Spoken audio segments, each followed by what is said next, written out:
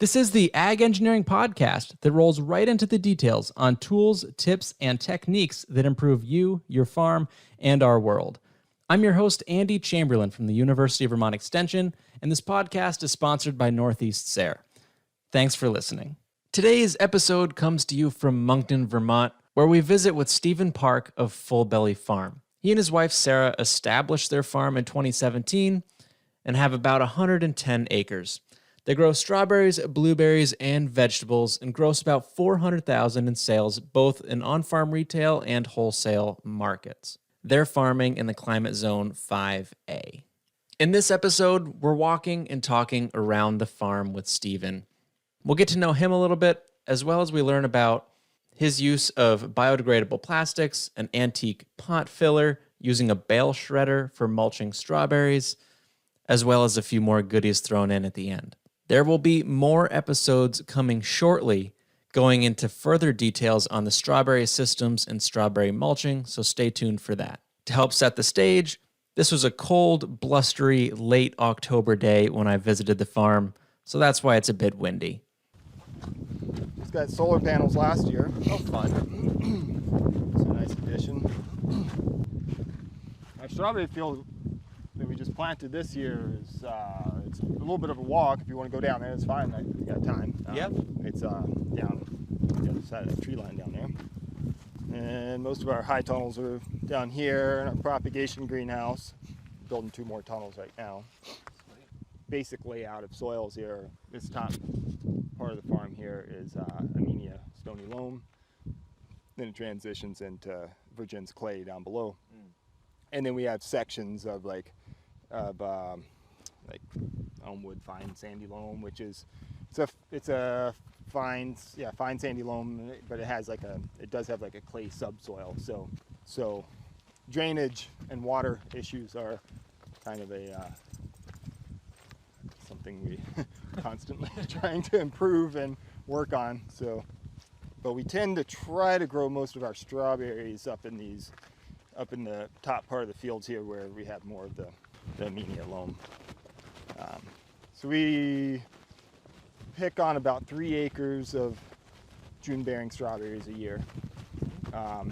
We'll actually have about 3.5 next year. And then we have about a ½ acre of day-neutral ever-bearing strawberries, a few acres of mixed vegetables, a couple acres of sweet corn. It's kind of the 6 high tunnels. We'll have 8 next year. Tomatoes and peppers and mixed vegetables and such. So, but strawberries are definitely our bread and butter. Yeah. So our business is about, at this point, 5 years in, we're doing about 3/4 of our business, I think. Hey, maybe more like 2/3, something like that. On the farm, from the farm stand. Okay. Pick your own and retail sales, and then the remainder is wholesale through mostly grocery stores. In the our first years, we were doing a lot more wholesale, but we've really grown the retail business a lot more and kind of backed off on the wholesale, which has been nice. This is a new field. Doing most of our strawberries on plastic these days. So we use biodegradable plastic. We're not certified organic, and so we're able to, and I really like it. Last year we did a planting of matted row on biodegradable plastic, and then you allow the runners to set through the plastic. I really liked it. It's like you get the benefit of the warming soil, the weed control. We can plant a little bit later because you're getting the warming soil. They grow faster. That's one of the things with the matted row. You really got to get them planted early in the spring, and it's always a push, especially with heavier soils, to get on the field in time. The matted row on biodegradable plastic. The challenge we had is we planted in a place that had some nut sedge problems, and we have a lot of nut sedge on the farm, and so plastic doesn't stop nut sedge, especially biodegradable plastic. So doing a lot of cover cropping now, which is starting to see a lot of benefits from. And Yeah. so we've got our straw here, and we cut, just this year was our first year harvesting our own straw, which Sweet. is great. See, what you're seeing here that's tall, this was oats and radish and peas. I ran out of seed on this field, and so then it was a couple weeks later that I finished planting it. That's why you see the difference. Is it a goal to be certified eventually, or just the practices are the important part for you? I don't think certified. Honestly, unless the biodegradable plastic was allowed, I really don't think I would get certified. Yeah. Because we don't need it for our marketing purposes right now, because we sell mostly retail here, and we can kind of tell our story. Yeah. You know, we can tell people, and people trust what we're doing. And we're very honest with people. You know, there's still some things that we have to do that are not fully organic, and we're trying, you know, mostly strawberries. Yeah. They're just such an important crop to us, like, and there's so many risks, you know. So, but mostly, almost all the products we're using now are organic, and every year is closer and closer. After walking past the cover crops and checking out the strawberry fields, we moseyed back around to the high tunnels. Don't worry, the strawberry conversation's coming in another episode. We purchased an old pot filler. Yeah.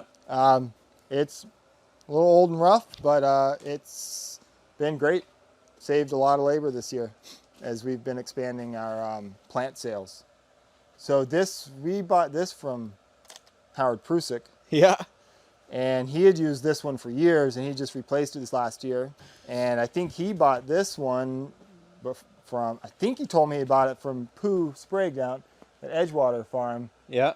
And he had used this for many years. So I'm going to replace the auger. It needs a new auger before next year, but it's been great. So it just floods out onto the table, and when you're filling a flat, and you just brush it off and call it good? Yeah, you fill the hopper with the soil. You can moisten it. If you want to add some fertilizer, that time you can. And then you turn this on, and it busts bales also.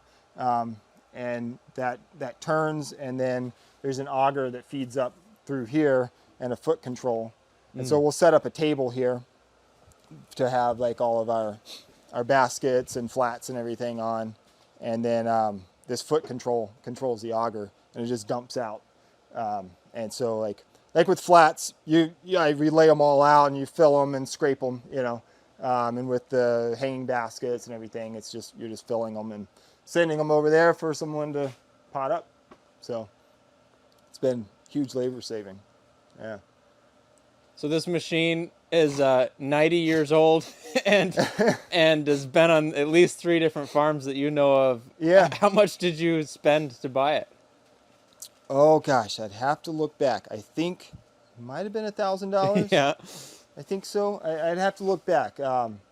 And you know, it's been worth it, because everything's really, like, it looks a little rough, but it's had a new bottom was put in, so it's got a good sturdy bottom, and the auger is a little worn. I'm going to replace that. But otherwise, I mean, there's not a whole lot to go wrong on it. It's a pretty simple machine. Yeah. And the labor savings. Yeah. Huge, Unbelievable. yeah. This is what we use for spreading straw. I usually keep it in the barn, but it's out right now because we also we spread, like, on our plug plants and stuff. We spread straw on the pads, and so I've had it out some for that. This is a Teagle Tomahawk 50/50. We had the same thing except a 40/40 model. The only difference is this is a bigger barrel. We can run the 5-foot bales. The one we had before, you could just do the 4-foot round bales, but it also had an extension on it that you could do the large square bales. Like I said, I really didn't like running the large square bales, just mostly because it was a lot of weight. You had a 1,000-pound bale in there, cantilevered out that far. Without a pretty large tractor, and we've got bigger tractors, but it just the way it was cantilevered, it would just you just couldn't go without lifting the front end of your tractor up all the time. If you're going uphill at all, and it kept breaking stuff because it really wasn't designed for that. So anyway, we switched to this. We're running the 5-foot round bales now, and this was a big upgrade from the smaller model. I mostly run it on my larger tractor with 1,000 RPM PTO. I actually have it switched over to 540 right now because I wanted to test it out, see how my smaller Kubota ran with it. I was just curious, so I switched it. But I mostly always run it with 1,000 RPM PTO, which is great. It just gets the bales out faster. Does it shred it finer too because it's chopping faster? I wouldn't say finer. It gets the bales out a lot faster. You can run it a little lower. Like I run the tractor a little lower RPMs. I'm going through a little less diesel, and it just shreds the bale faster. I think I tend to run the PTO RPM at about 800 or something at the PTO when I'm shredding with this. And as opposed to like when I'm running on with a 540, I'm full throttle. It really needs to be running full throttle just to get enough speed to chop well. Yeah. Where running at 1,000, I can run it a little lower. But yeah, it makes a huge difference. I know some people have an additional chute specifically for strawberries that I've been thinking about adding on, building something onto this for that. But I tend to be able to, I can make it work with this because the additional chute I think is nice to really just like dump all of the straw on one bed beside you as you go. Where with this, I tend to kind of like, I'll run it down and I'm covering, a bed and filling the paths around it quite a bit in a pass, so it's not quite as direct over top of a bed. But I like to get a lot of straw like in the paths and on the bed and everything, build up quite a bit. Is that your final step, or do you go out afterward and spread the straw out some more? There's times we'll go and do a little handwork after, just if there's like places where I dump too much and then lighter places, and we might do a little touch up. But now, yeah, this is basically final step. Yeah, our first years here, like I said, our first year we were using large square bales. The bale shredder we had was in rough shape. It really wasn't designed to be running that heavy of bales, and we kept having breakdowns. And so we finally we just said, screw it, we're spreading by hand for this season, and we finished the field by hand with a wagon pulling those large square bales and just dropping it off the back of the wagon. Just shaking it out? Yeah. Whoa. This second year, we had bales, round bales and bale shredder, and I started having problems with my tractor right at the time when we're spreading. It was, I'm trying to remember what it was, some hydraulic problems. Anyway, I was getting pretty nervous. I didn't have time to get the repairs done.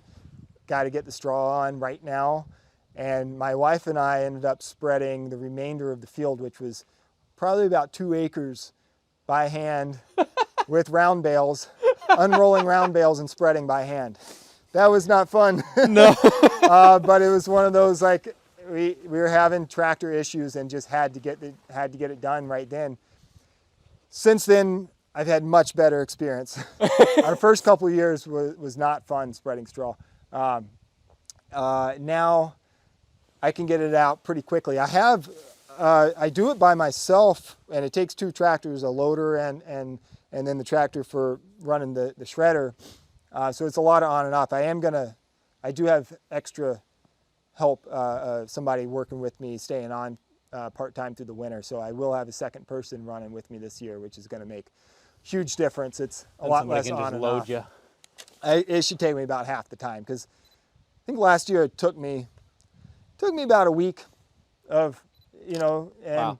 just like, and that's like, it's cold temps. I'm not running a tractor with a cab, Oh, and I'm out there running 2 tractors by myself. So, you know, to really get everything, I think I had about 3.5 acres to cover last year to get everything done. And that's like, I think I spread 120 round bales last year, something like that. And so it's a lot of bales to run through this thing in a short period of time. Having some extra help this year will make a big difference. One thing I can say about these two that I found in our first year is that having good knives makes all the difference. These knives are not cheap to replace, but when they're worn out, it's working a lot harder. It's a lot slower to spread, and your tractor's just working a whole lot harder. So replacing these knives especially, which I just noticed the other day, or last time I used it, that one came off. Oh, jeez. Yeah, so I've got a replacement already. I'll put that on. But keeping these knives in good condition and just spending the money every so many years to replace them makes a world of difference. I learned that pretty quick. These knives aren't quite as important, and I'll take them off and sharpen them up once a year. But these are the more important ones that when they're dull, you're not moving very quickly. Yeah. It's just slowing it down. Like you said, it's nasty weather at that time of year. Yeah, exactly. Yeah. And, you know, I don't have a cab tractor, and so it's nasty weather, a lot of straw dust. Yeah. It's not a real fun job, honestly. But it's only once a year, so Right. got to get it done. Yeah, I can show you the tractor I'm running it on now. Even though there was an established farm, there weren't really a lot of established systems that were going to work for us. So we've been improving that ever since. This is a Peruzo. We bought this from Iowa Farm Equipment. They deal in a lot of like these Italian the flail mowers and stone barriers and such. We use these. I really like this for the edge of plastic weeding, the Tillmore fingers. This is a really nice farm stand. Yeah. So, because believe it or not, we have as many as 1,000 people a day come through the farm. Wow. And during strawberry season, we're extremely busy that time of the year. Strawberry and blueberry picking, but especially strawberry. This place is kind of a madhouse. So yeah, we do a lot of business out of here. This is the majority of our business. The pick your own field, but majority of our sales happen through this farm stand. Right. Yeah, so. Yeah, we have, so strawberries and blueberries, but then tomatoes are our other big wholesale crop. Like, we haven't really wholesaled a whole lot of, more washed crops so far. Mostly because we haven't had the systems and haven't had the place to do it well. Right. That's been a big thing that's held us back. It's like, well, they're not going to start planting and marketing the stuff that we don't have a way of handling, Like you said, when you're already so busy with the fruit, like you can't just add in and vegetables that require washing is a whole lot of a whole lot more. Yeah, but we need to because we need to diversify. Yeah, we're too heavily reliant on strawberries right now. So there was a little intro to Full Belly Farm, hearing from Stephen. The next episodes go into greater detail of some of the topics we touched upon today. Thanks for listening to today's episode. I hope you enjoyed it. If I can ask you or direct you to do one thing, that is to go to the website for this podcast, agengpodcast.com. That's agengpodcast.com. There you'll find the show notes. You'll find links to the farmer who we chatted with today, as well as photos or videos from the call when I visited the farm. If you've got some feedback to share, my contact information's on there, or you can leave me a voicemail, and you can do that right from the link in the description in the mobile app you're listening to this to. So go ahead and do that. Thanks again for listening, and I hope you have a great day.